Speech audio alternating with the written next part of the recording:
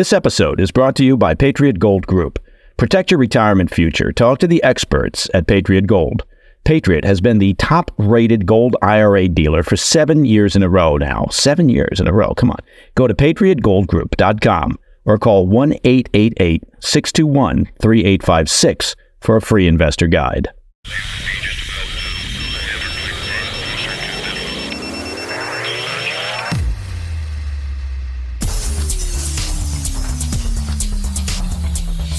It's Thursday, 23 May. Welcome to the PDB Afternoon Bulletin.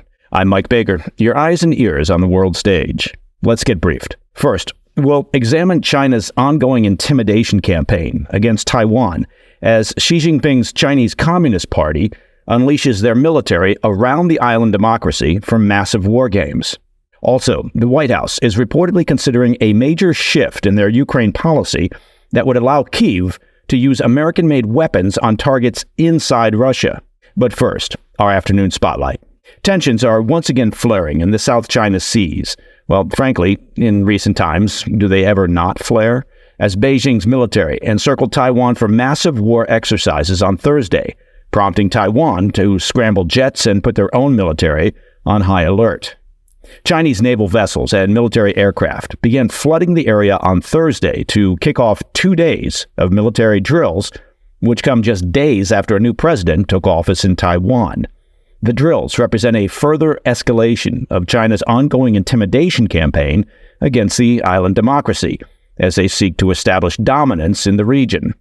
Officials in Beijing also claimed the exercises were punishment against separatist forces seeking independence, and that's according to a report from Barron's. China called the drills a powerful punishment and a, quote, serious warning to external forces for interference and provocation, end quote. Well, you do have to admire the CCP's complete lack of self-awareness when it comes to the topics of interference and provocation. The exercises are taking place in the Taiwan Strait and to the north, south, and east of the island, and that, of course, pretty much covers the entire compass. China's Coast Guard is also reportedly carrying out drills near the Taiwanese-controlled island groups of Kinmen and Matsu, which lie just off the coast of China. In a propaganda push ahead of the exercises, China put out a series of posters bragging about their military's, quote, cross-strait lethality, which featured photos of rockets and jets next to blood-stained text. The CCP, after all, is known for their poster art. As the drills were kicking off, China's foreign ministry also put out a charged statement, vowing that, quote, Taiwan independence forces will be left with their heads broken and blood flowing after colliding against the great trend of China achieving complete unification, end quote. All right, look, I know that China's chemical companies are busy churning out precursor chemicals for fentanyl, but maybe retool one of those production lines for Xanax and start handing that out to the overly aggressive folks there at the foreign ministry.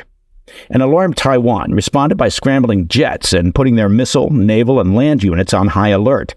In a statement, Taiwan's defense ministry said China's, quote, irrational provocation has jeopardized regional peace and stability. Now, while he did not address the drills directly, Taiwan President Lai Ching-te, who was inaugurated on Monday, pledged on Thursday to, quote, stand on the front line to defend Taiwan from those seeking to undermine its sovereign rights. Ever since its election earlier this year, China has consistently tried to brand President Lai as a dangerous separatist who would lead the country into war against the mainland.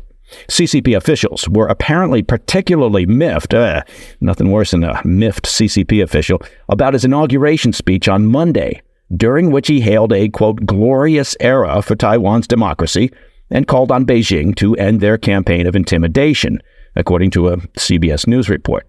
Lai has pledged to neither yield nor provoke mainland China, but it sounds like he may have failed in the provoke category.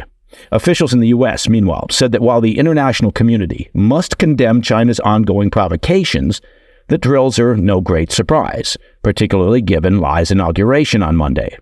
As a reminder, the Biden administration has regularly reaffirmed America's long-standing commitment to the One China policy, which asserts that there's only one sovereign state under the name China, which includes both mainland China and Taiwan. Having said that, the U.S. continues to serve as Taiwan's main military backer and President Biden has previously stated he would support sending American troops to defend the island if they come under attack. Thursday's drills are the largest military exercises that China has held in the waters since last August, when they deployed a similarly large force after Lai visited the U.S. while serving as vice president. As we've regularly covered on the PDB, China has stepped up their harassment of Taiwan over the past few months, increasing the number of military ships and aircraft that they sent to the waters near the island democracy for drills. Observers say the military exercises, which are now taking place on a near-daily basis, are meant to test Taiwan's defenses and simulate a potential invasion. As a programming note, we'll be looking into various China-related topics during this weekend's upcoming PDB Situation Report. Mark it on your calendars and don't forget to tell your friends and family. Now, the Situation Report is an extended video version of the weekday PDB and Afternoon Bulletin. It's available on all podcast platforms and in living color with moving pictures on the First TV, as well as our YouTube channel at President's Daily Brief. Coming up after the break, it appears the White House is mulling a major shift in their Ukraine policy, potentially allowing the use of U.S.-made weapons against targets inside Russia. I'll be right back. Welcome back to the Afternoon Bulletin. Ever since the first U.S. weapons began arriving in Ukraine back in 2022, they've come with one major string attached. American weapons can't be used to strike inside Russian territory.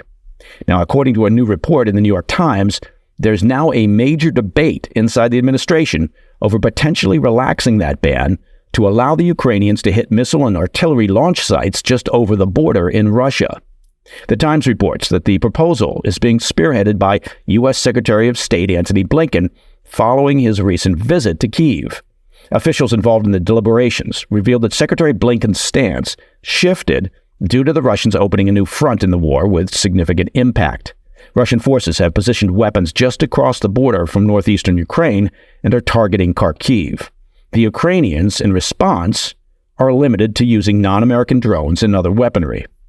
The proposal is currently in its early stages, and it remains uncertain how many members of President Biden's inner circle support it. Oh, look at that. He's got an inner circle. According to officials, the proposal has not yet been formally presented to President Biden, who's known for his cautious approach to the conflict. The debate comes as Republican Speaker of the House Mike Johnson appeared to endorse the idea. When asked by a reporter whether Ukraine should be allowed to strike targets on Russian territory using U.S. weapons, Johnson said, quote, "I think we need to allow Ukraine to prosecute the war in the way they see fit. They need to be able to fight back, and I think that us trying to micromanage the effort is not good policy for us." End quote. Well, you could say the same thing about Israel, I suppose, but I digress. As we reported earlier this week, leaders in Kyiv have become increasingly desperate in their pleas to the U.S. to allow them to use American weapons for offensive strikes inside Russian territory. On Monday, a delegation of 5 Ukrainian members of parliament traveled to Washington to make their case in meetings with the Biden administration and with congressional officials.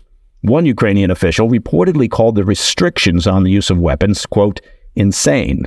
Now, it's worth noting that Russia is already accusing Ukraine of using U.S. and French-supplied weapons in attacks on the border region of Belgorod. This past weekend, Russia's Ministry of Defense reported that they shot down 4 French-made Hammer missiles and 2 U.S.-made HARM anti-radar missiles. They went on to say that Western nations were, quote, playing with fire by authorizing their use on Russian soil. The White House, well, they called that report Russian propaganda. And that, my friends, is the PDB Afternoon Bulletin for Thursday, 23 May. If you have any questions or comments, please reach out to me at pdb@thefirsttv.com. And if you want to listen to the show ad-free, be sure to check out our premium membership at pdbpremium.com. I'm Mike Baker, and I'll be back tomorrow. Until then, stay informed, stay safe, stay cool.